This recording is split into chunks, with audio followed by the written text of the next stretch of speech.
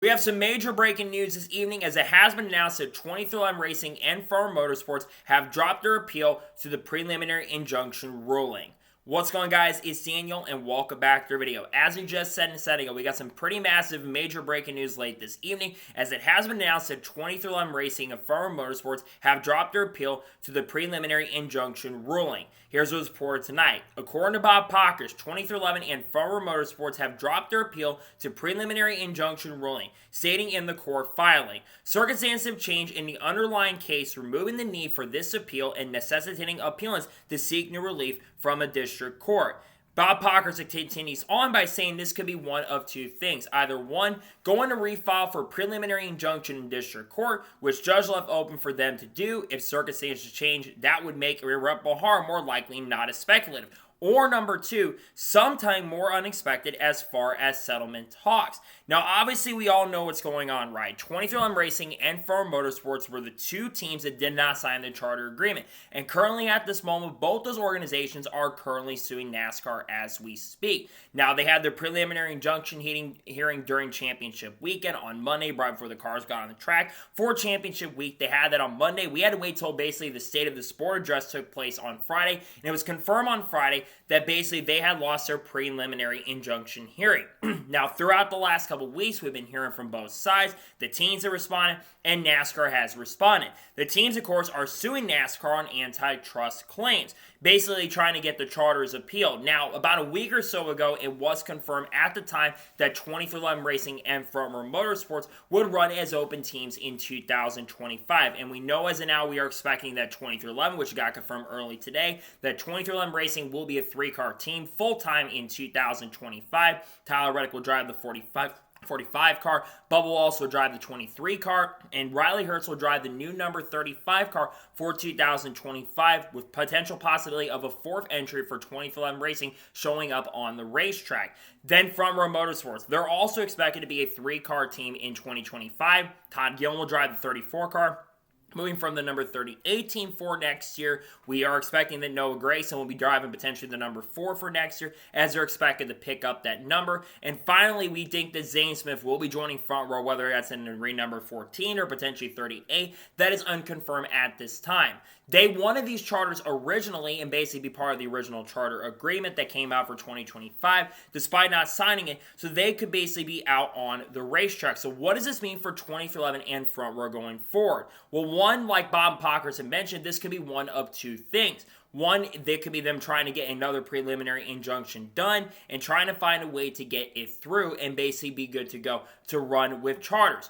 Or number two, they're in talks for a settlement in this lawsuit. In this case, could eventually end up getting dismissed. This could end the lawsuit potentially on the antitrust side of things, potentially. That's something that could come up going forward and down the road. When I look at the situation here, and I think one thing that really helped the teams, at least they got their open side, which I think really helped, and maybe they're in talks and conversations in NASCAR to try to close out this lawsuit altogether. And maybe they're trying to find a way to come back to the table so they can go ahead and have their charters for the 2025 season, maybe go back to the table and renegotiate. But another thing that I think is helping get the settlement and potential talks coming into play is a potential possibility of basically NASCAR not wanting to open their books. One thing NASCAR doesn't want to do, especially as a private company, they do not want to open up their books. It's one thing they've always been against. They've never wanted to open up their books with how much money. They don't want that to be opened up. I think that's one reason why they basically got rid of that thing for the open teams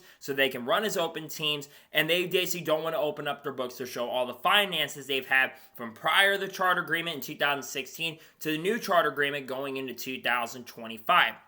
We obviously do know that we know the teams that are getting the charters for next year, they are going to be getting an increased amount of money, up 50% of the money, which is most of all the organizations between NASCAR, the tracks, and basically the teams. The teams are going to get 50% of that revenue. I believe the tracks are going to get around 30% or 35%. And then, of course, NASCAR is going to get around 10% of that revenue. So it's a big win for the teams in that sense where they're going to get a lot more money.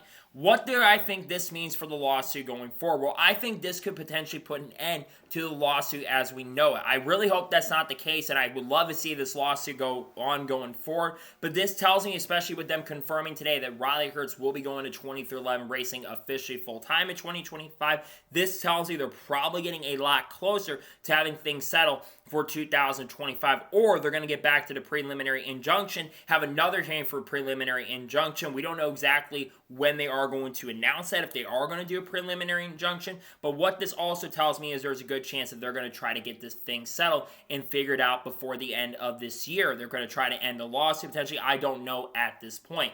To me, I think that both sides throughout the lawsuit situation have had their points. I think the teams, they've brought up points throughout the lawsuit, right? But NASCAR has also brought up good points throughout the lawsuit, and I think the team saying that they could and what it will happen instead of saying that they've said they could, I think has unfortunately hurt them in the long run, sadly. And I think that is going to affect the teams going forward, unfortunately. As for the lawsuit going forward, like I said, I would love to see this lawsuit continue on. I know that many people want to see it end, but I love the drama a little bit. I think the drama is definitely really, really fun.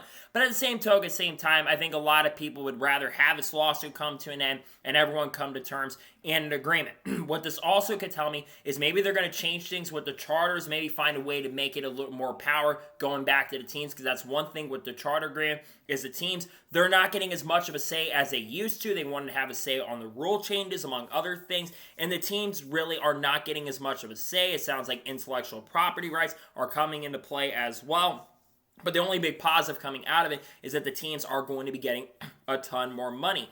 To me, this is a really, really big update in this. And if this means that this could be a major turning point and could be somewhat of a win for NASCAR especially. So we'll have to wait and see what happens as more information continues to come on and progress. We're probably going to hear a statement from 23XI Racing on their page probably tomorrow morning at some point. How crazy the news day has been. There's probably more coming throughout the rest of the week. But I think 23XI Racing and Front Row, them basically dropping their appeal, could affect them going forward into the future. This is definitely a major step. This is a major thing that can help NASCAR win the lawsuit, and this could be a potential for the lawsuit to be dismissed as a whole. But we'll have to wait and see what happens and what information comes out from that. We'll have to wait and see what happens in regards to that coming up very, very soon.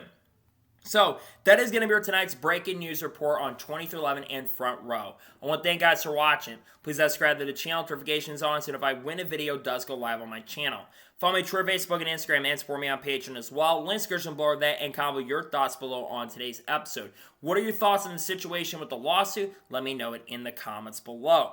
Tomorrow morning on the channel, you will see the preview for 23XI Racing going into 2025. If any other major news breaks throughout the rest of the week, we'll discuss here live on the channel. You also are most likely going to see some other content dropping. I'm going to have an announcement surrounding Thanksgiving potentially. I am going to basically also have some content dropping around predictions for the Cup Series. Talk about drivers like Connor Zillich, Junior Motorsports, 23XI, Haley Deegan, Kurt Busch, Carl Edwards, all those people, Shane Van Gisbergen, and you name it, Kyle Larson, Kyle Busch, all those people throughout. You'll see all that type of content throughout the rest of the off season as we get closer to the start of 2025.